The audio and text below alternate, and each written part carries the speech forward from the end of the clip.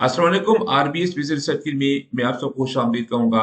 आज इस वीडियो में हम बिल्कुल थोड़ा सा हटके बात करेंगे। इसमें बात करेंगे कि जब आप डेटा कलेक्ट कर लेते हैं अपनी रिसर्च के लिए, तो उसके बाद डेटा को किस तरह एनालाइज करें और उसमें उम्मी तौर पे कौन कौन से हमारे पास इश्यूज आते हैं जब हम डेटा को एनालाइज कर लेते हैं। तो आए एक बहुत इंटरेस्टिंग वीडियो है जिसपे आपको काफी सीख मिलेगी कि किस तरह अपने डेटा को आप स्क्रीन आउट करें, कैसे कैसे डेटा को जांचें, इन्वेस्टिगेट करें, समझें। तो अपनी वीडियो की शुरुआत कर देते हैं। लेकिन इससे पहले मेरा नाम डॉक्टर रहीम बख्श उमर है और मैं बहैसियत प्रोफेसर शाबती यूनिवर्सिटी पाकिस्तान से मुंसलिक हूँ। यहाँ पे आप डेटा सेट देख रहे हैं। ये एक डेटा सेट है जो मुझे एक क्लाइंट ने भेजा था कि वो ये चाह रहे थे कि आप इस डेटा सेट पे स्मार्ट पीडीएस 4 में आप मुझे रन करके दें। तो जब मैंने इस डेटा को खोला स्पीसीज में और उसके बाद मैंने इस पे मुख्तलिफ टेक्निक रन की, frequencies, correlation, regression, factor analysis, reliability मैंने चेक की। उसके बाद मुझे स्मार्ट पीडीएस में इस डेटा को लेके जाना पड़ा। तो वहां पे देखा इस डेटा में काफी इश्यूज आ रहे थे, तो मैंने सोचा क्यों ना आपसे इन सारे इश्यूज पे बात की जाए जो उम्मीद तौर पे जो भी यहाँ यानी डेटा एनालाइज करना चाहते हैं वो फेस करते हैं। आए तो वो देखते हैं। सबसे पहले हम इस डेटा को जांचने के लिए देखते हैं कि इसकी फ्रीक्वेंसीज क्या है। फ्रीक्वेंसीज को कैसे जाएं, बड़ा आसान है। यहाँ पे एनालाइज, डिस्कवरी स्टेट और फ्रीक्वेंसीज में आगे आपने क्या करना है कि सबसे पहले ये है हमारे पास डेमोग्राफिक वेरिएबल। यहाँ से लेकर यहाँ तक ये सारे हमारे पास डेमोग्राफिक वेरिएबल है। तो उम्मीद तौर पर हम डेमोग्राफिक वेरिएबल को इतना यानी इनको एनालाइज नहीं करते जब तक कोई डेमोग्राफिक जो वेरिएबल कोई एज अ मॉडरेटर या एज मेडिएटर काम नहीं करता, या खुद आप उसको चेक कर लेते हैं, उनका इम्पैक्ट चेक करना चाहते हैं। बहरहाल हम क्या करते हैं कि जो हमारे पास जो भी वेरिएबल आप देख रहे हैं, कुछ हमारे पास स्केल पे जो वेरिएबल है और कुछ हमारे पास नॉमिनल वेरिएबल। आप ये देखिए, ये नॉमिनेशन है हमारे पास। तो इन सब वेरिएबल को हम अच्छा, ये हमें ये मैंने की जो है ना ये यहाँ तक हम लेते हैं क्योंकि ये सारे जो बकाया वेरिएबल हैं ये मैंने इनकी एवरेज लिया है कंप्लीट वेरिएबल की मदद से। तो आपने यहाँ तक हमने लेना है, हम ले। तो इसके बाद हम क्या चेक कर हम चेक करना मीन मोड। ओके जी, हम इसकी स्क्यूनेस कर्टोसिस को चेक करना चाह रहे हैं, स्टैंडर्ड डेविएशन वेरिएंस को करना चाह रहे हैं। तो इसके बाद कंटिन्यू, और यहाँ भी आप जरूर रखें। इससे क्या होता है कि आपके पास फ्रीक्वेंसी स्टेबल निकल आती है ये चेक लगाने के बाद। ओके कर दिया। अब आप देखें कि यहाँ पे हमें किस किस्म का रिजल्ट मिलते हैं। तो सबसे पहले आप देख रहे हैं कि यहाँ पे जो हमें रिजल्ट मिल रहे हैं, यहाँ पे ये मीन है हर एक का। ठीक है जी। और यहाँ पे इंटरेस्टिंग जो चीज जो मैं आपको दिखाना चाह रहा हूँ वो है हमारी स्टैंडर्ड डेविएशन। तो यहाँ पे आप देख रहे हैं कि ये जो स्टैंडर्ड डेविएशन यहाँ पे जो आ रहा है, ये कि ये स्टैंडर्ड डेविएशन जो है ये आपका बिल्कुल जीरो, यानी इसमें किसी किस्म का हमारे पास वेरिएंस नहीं। यानी जो जितने भी यानी आपके जिसपे जो रिस्पॉन्स है वो एक ही है। ठीक है जी। यहाँ पे वेरिएंस पे आप देखें जिसका स्टैंडर्ड डेविएशन जीरो होगा तो वेरिएंस लॉजिकली वो भी यानी जीरो होता है। वेरिएंस क्या होता है? वेरिएंस ये होता है कि आप कितना जो है ना वो एवरेज यानी मीन से आप कितनी दूर पे, कितने फासले पे, जितना ज्यादा आप मीन के करीब होंगे तो उतना ज्यादा आपका वेरिएंस कम होगा, और जितना दूर होंगे तो उतना वेरिएंस ज्यादा होगा। स्टैंडर्ड वेरिएशन क्या होता है? हम स्क्वायर रूट ले लेते हैं वेरिएंस का, तो वही इसका वेरिएंस जब स्क्वायर रूट ले लेते हैं तो उसके बाद वो स्टैंडर्ड डेविएशन बन जाती है। तो आप देखिए, इसके अलावा हम देखिए यहाँ पे ये भी आपको मिल रहा है कि दोनों भी आपकी इसमें यानी ये जो री इंजीनियरिंग है इसमें भी हमारे पास कोई वेरिएंस नहीं है। यानी हमारे पास जो भी आइटम्स, जो भी रेस्पॉन्स है वो एक ही है। इसके अलावा अब हम देखें कि यहाँ पे LCS4 में भी हमारे पास यही कंडीशन है।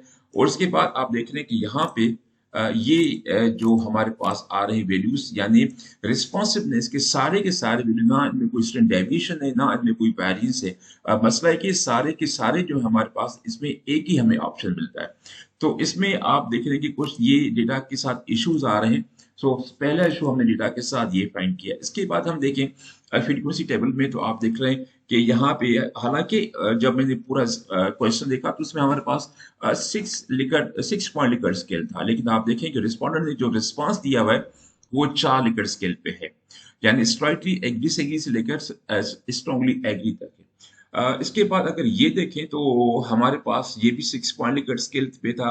तीन जो थे इसके वो पॉजिटिव थे और 3 इसके नेगेटिव। आप देखिए सारे के सारे इस सवाल के हवाले से सारे के सारे पॉजिटिव हैं, कोई नेगेटिव। अब ये जो चीजें आती है ना, तो ये कुछ मसाइल पैदा करते हैं आगे चल के। यार किस तरह हो सकता है कि एक सवाल पे सारे के सारे एग्री हों, कोई स्लाइटली एग्री है या कोई स्ट्रांगली एग्री तो है, यानी एक साइड आप बिल्कुल खत्म कर देते हैं। इसके अलावा आप देखिए यहाँ पे, तो यहाँ पे भी हमारे पास वही कंडीशन आ रही है।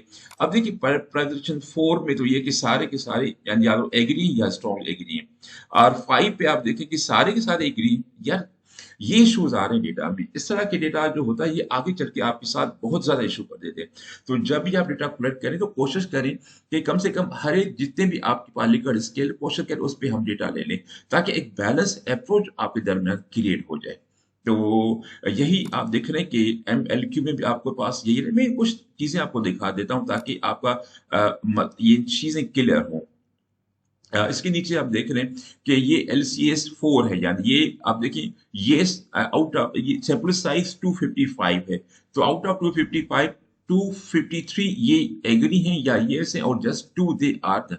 सो जिस तरह के मसाइल जो है ना वो आपको ये इसका डेटा जो है ना वो एक्सट्रीम कोलिनिटी की तरफ लेके जाते हैं। अब LCS 4 में अब ये है कि सारे के सारे आपके यानी एग्री किस तरह हो सकता है। तो इस किस्म का जो डेटा होता है वो चल के आगे अपनी मसाइल पैदा करता है। रिस्पॉन्सिवनेस के हवाले से आप देखिए कि सारे के सारे येस हैं, यानी कंप्लीटली है, यानी एक ही आपको मिलता है। तो इस किस्म का डेटा मिले तो कोशिश किया करें कि कुछ डेटा को आप यानी अगेन उसको कलेक्ट करें तो ज्यादा बेहतर रहेगा, क्या कि आपके पास कोई एक्सट्रीम वैल्यू नहीं होगी। तो ये मसाइल थे। अब मैं आपको लेके जाता हूँ डेटा पे हम अप्लाई करते हैं कोरिलेशन। तो जब हम कोरिलेशन करते हैं तो फिर क्या हमारे पास इम्पैक्ट पड़ता है, तो हम कोरिलेशन कर लेते हैं। तो आप देखें कि प्राइवेटाइजेशन वही जो मैंने आपको प्रॉब्लम बताया था, कोरिलेशन में आप देखिए यहाँ पे हमारे पास कोई वैल्यू नहीं आता, यानी प्राइवेटाइजेशन 1 और प्राइवेटाइजेशन 5 के दरमियान जो कोरिलेशन कोई भी नहीं, यानी यहाँ पे हमारे पास सिंगल यानी एक ही रिस्पॉन्स, इस वजह से हमें कोरिलेशन का कोई वैल्यू नजर नहीं आ रहा। और यहाँ पे ये एक बी नजर आ रहा है, तो हम बी को भी देख लेते हैं कि इसका बी का मकसद क्या है। अच्छा, जहां पे ये एक ही किस्म के हमारे पास रिस्पॉन्स है, तो वहां पे देखिए हमें कुछ ना कुछ कोरिलेशन मिलता है। मिसाल के तौर पर आप देखेंगे ये आपकी प्राइवेटाइजेशन 1 और प्राइवेटाइजेशन 2 के दरमियान आप देखिए कि हमें कुछ ना कुछ मिलता है। अब देखिए यहाँ पे आके कोरिलेशन सिग्निफिकेंट 8.5 है, तो यहाँ पे हमें कोरिलेशन सिग्निफिकेंट मिलता है, एक अच्छा यानी 14% कोरिलेशन है। लेकिन अगर हम यहाँ पे जाते हैं तो ये कहता है can not be computed because at least one of the variable is constant. तो यानी ये एक वेरिएबल नहीं, ये कांस्टेंट हो गया, क्योंकि इसमें सारे के सारे रिस्पॉन्स जो आपको आते हैं वो सारे एक ही रिस्पॉन्स है, मैंने आपको दिखा भी दिया था। तो अब ये एक वेरिएबल नहीं, एक कांस्टेंट है, तो इस वजह से इसका कांस्टेंट का हम उसके वेरिएबल के साथ यानी कोई कोरिलेशन हम नहीं कंप्यूट कर सकते, या सॉफ्टवेयर कंप्यूट नहीं कर पा रहा। इसके अलावा अगर हम थोड़ा सा आगे जाते हैं, अच्छा जी, इस तरफ थोड़ा सा आगे जाते हैं तो यहाँ पे आप देख लें कि ये जो यहाँ पे देखिए ये सारी चीजें जो हमें मिलती हैं, तो ये सारी चीज यहाँ पे बात लाइबिलिटी से रिस्पॉन्सिव से लेके ये सारे हमारे पास वही बी आ रहा है आपका, तो वही इशू हमें आ रहा है। अब ये जो ये चीजें देखिए ये मसला आगे चल रहा है, यानी इस किस्म के डेटा पे जो भी आप टेस्ट रन करेंगे आपको वही मसला पेश करना पड़ेगा, क्योंकि एक कहावत है कि गार्बेज इन गार्बेज आउट। ठीक है जी, गार्बेज इन रोजेस आउट ये नहीं होता कि आप अगर डेटा में शुरू से इशू आ रहे हैं तो ये आगे चलकर ये सारे इश्यूज आ जाएंगे। तो यहाँ तक हमें वो कोरिलेशन में यही इश्यूज हमें नजर आ रहे हैं। तो यहाँ पे चीज देखते हैं कि यहाँ पे है ये बी जो हमारे पास है, यहाँ पे बिल्कुल नहीं, सिक्योरिटी का भी हमारे पास कुछ नहीं आ रहा। तो यहाँ के can not be computed because at least one of the variable is constant, यानी कोई वेरिएबल कांस्टेंट है, यानी यहाँ पे जो हमें रिस्पांस है किसी एक वेरिएबल यानी एस्थेटिक सिक्योरिटी इन पे जो रिस्पांस है वो एक, या अगर यानी यस आ रहा है या नो आ रहा है, या अगर ये किस्टली एग्री एक ही आ रहा है, तो इस वजह से ये मसाइल पेश हमारे लिए मसला पेश करें। अब हम जाते हैं इसकी रिलायबिलिटी पे। अच्छा, रिलायबिलिटी कर लें तो रिलायबिलिटी आपको पता है कि क्रॉन पाथ पर रिलायबिलिटी हम चेक कर लेते हैं कि किसी भी डेटा का कि वो कितना रिलायबल है, वो स्केल या कंस्ट्रक्ट। तो अगर हम प्राइवेटाइजेशन पे जाते हैं, ये हमारा पहला कंस्ट्रक्ट है। तो हमें अब देखिए इसकी रिलायबिलिटी हमें 1.29, बहुत ही कम लायबिलिटी नजर आ रही। इसके अलावा मैंने एक और ऑप्शन दिया है कि अगर कोई खास आइटम हम रीड कर दें, clone alpha, if the item lead, कोई अल्फा लीड कर दे तो क्या क्लोन अल्फा बढ़ेगा? तो आप देख रहे हैं कि सबसे ज्यादा जो बढ़ेगा वो 138, यानी 131.38। अगर ये प्राइवेटाइजेशन 5 को निकाल दें, जो आपको पता है कि ये मसला कर रहा था जिसमें एक ही आइटम आ रहा था, तो हमारी लाइबिलिटी वो 1.29 से बढ़ के 1.38 तक हो सकती, इससे ज्यादा नहीं हो। तो ये इशू क्यों आ रहा है? क्योंकि हमारे डेटा में इशू आ रहा है। एक और हम आपको दिखा देते हैं कि ये री इंजीनियरिंग का डेटा हम दिखा देते हैं। ठीक है जी, आप देख लें तो यहाँ पे आ रहा है कि नेगेटिव, यानी तुरंत अल्फा तो है ही नहीं, लेकिन जो चीज है वो हमें नेगेटिव में आ रही है, नेगेटिव 8.47, यानी तुरंत अल्फा तो अच्छा है लेकिन नेगेटिव है। इसका मसला क्या है? This is the value is negative due to the negative average covariance among the item, यानी दो आइटम के अंदर जो वेरियंस है, जो रिलेशनशिप है वो नेगेटिव, जिसकी वजह से हमें ये नेगेटिव 0.847 रिप्लाई आ रहा है। This violate the liability model assumption, तो ये जो लाइबिलिटी का जो एक अजम्पशन है उसको वायलेट कर रहा है। And you may want to check the item coding, यानी इसमें जो कोड जिस तरह आपने कोडिंग की उसको चेक कर लें। अब हम क्या करते हैं कि किसी नॉमिनल स्केल को देख लेते हैं। यहाँ भी नॉमिनल स्केल है हमारे पास, हम इसको कर देते हैं यहाँ पे और देख लेते हैं क्या है। तो आपने देखा कि इसका हमने क्रोन अल्फा अप्लाई भी करना चाह रहे हैं लेकिन फिर भी अप्लाई नहीं हो रहा। क्यों? कि स्केल है तो जीरो वेरिएंस आइटम, यानी जो वेरिएंस इसका जीरो था, जो मैंने आपको पहले बता दिया कि इसका वेरिएंस जीरो था, जिस वजह से इसकी लायबिलिटी भी नहीं आ रही।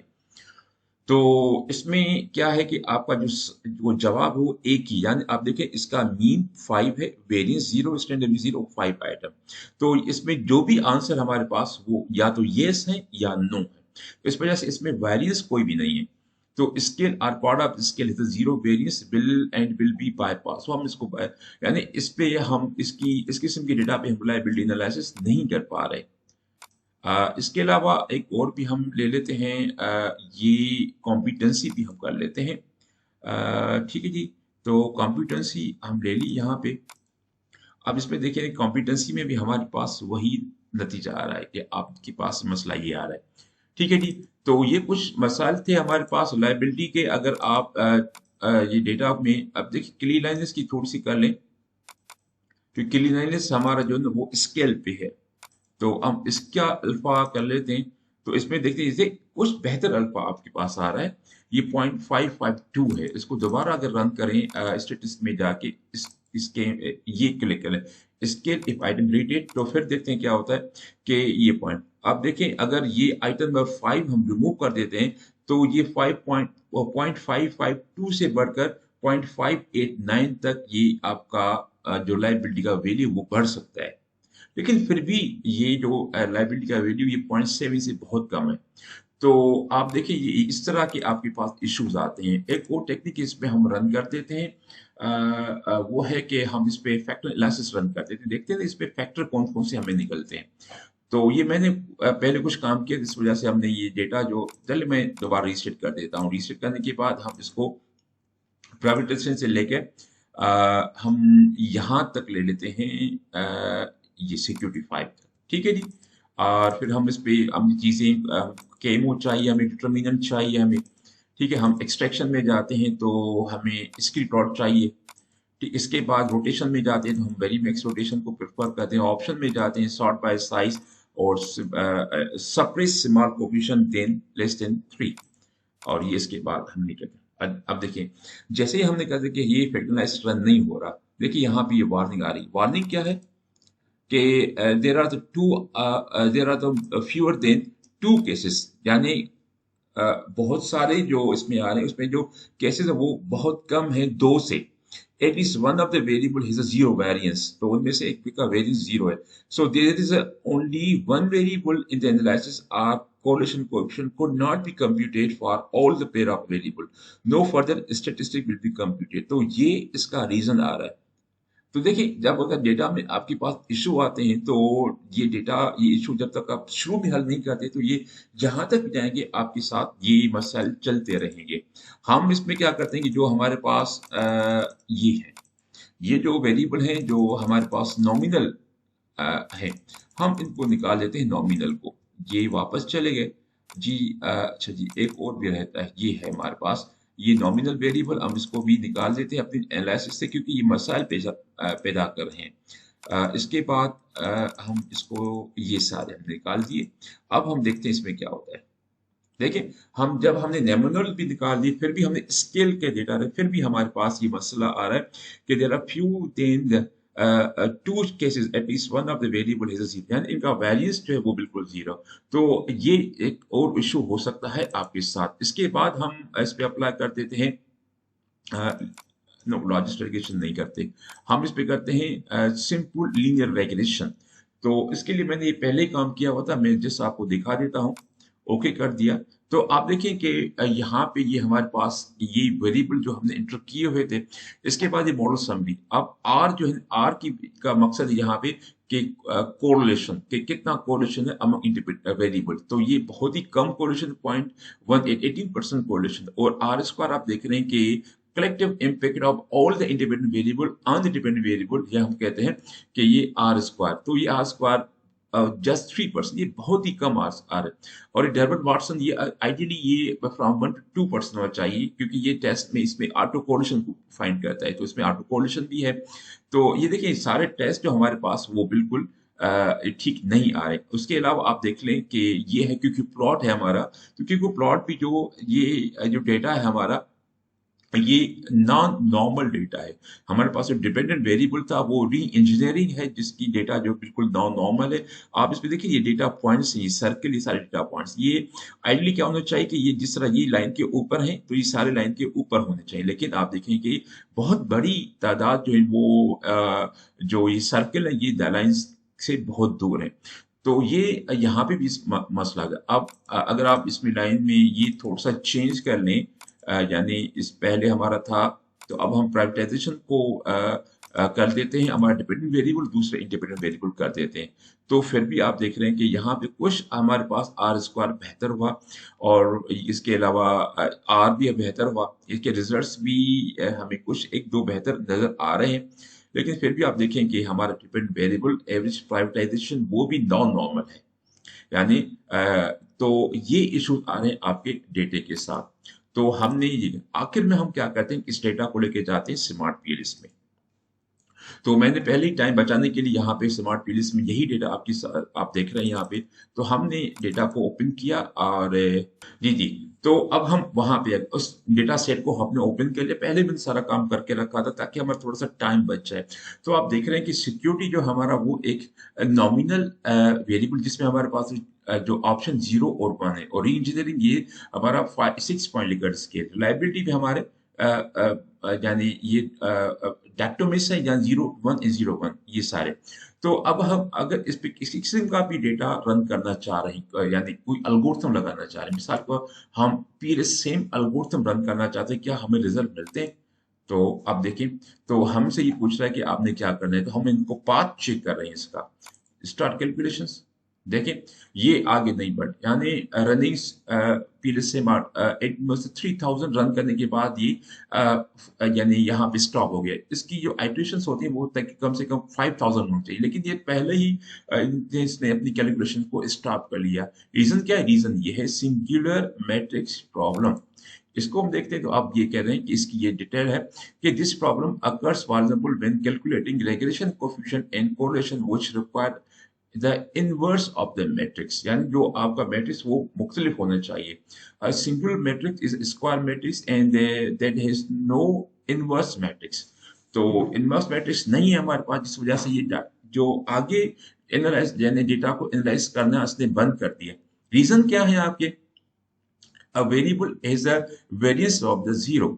देखिए, जिस तरह हम शुरू से अभी तक वो वेरिएंस का प्रॉब्लम हमारे पास आ रहा है, और इसके अलावा occurrence of the extreme correlativity level. So बहुत ज्यादा जो आइटम है एक दूसरे के साथ हाईली कोरिलेटेड है।